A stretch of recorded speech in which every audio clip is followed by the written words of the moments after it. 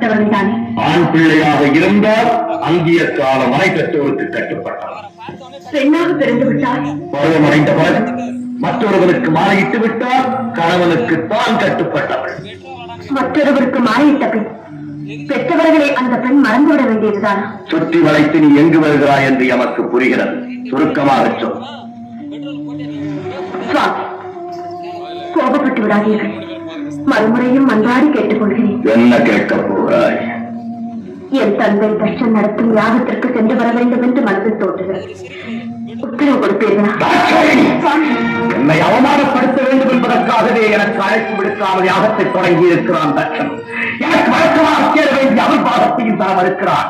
அப்படிப்பட்ட கொடியவன் நடத்தும் யாகத்திற்கு நீ செல்வதா? நீ தந்தையாக இருப்பதா? அவன் தலை மறைப்பதா? அதற்கு நான் உத்தரவு தருவதா? சுவாமி, அவர் அழைக்க மறுப்பதையும் அபிர்வாகம் கொடுக்காமல் இருப்பதையும் குற்றம் என்று சுட்டிக்காட்டி உங்களையும் வரவேற்று யாகத்தை முடியுங்கள் என்ற அறிவுரை கூடத்தான் போகிறேன். அறிவு தட்சனுக்கு ஏராளம், அதைவிட ஆணவம் ஏராளம் ஏராளம். அந்த ஆணவத்தை அகற்றி நல்லறிவு புகட்டத்தான் நான் போகிறேன். உன்னால் முடியாது. ஏன் முடியாது? அவன் அழியும் காலம் வந்து விட்டது. அதை தடுத்து நான் நிறுத்துகிறேன். நடக்காது. ஏன் நடக்காது? அவன் விதி முடிந்து விட்டது. அந்த விதியை என் மதியால் வெல்லுகிறேன். வேறையே அவமானப்பட்டு திரும்ப போகிறாய். இல்லை, என் தந்தை ஈசனுக்கு விரோதி என்ன என்ற அளவுக்கு அவர் மனதை மாற்றிவிட்டு வெற்றியுடன் திரும்பி வருகிறேன்.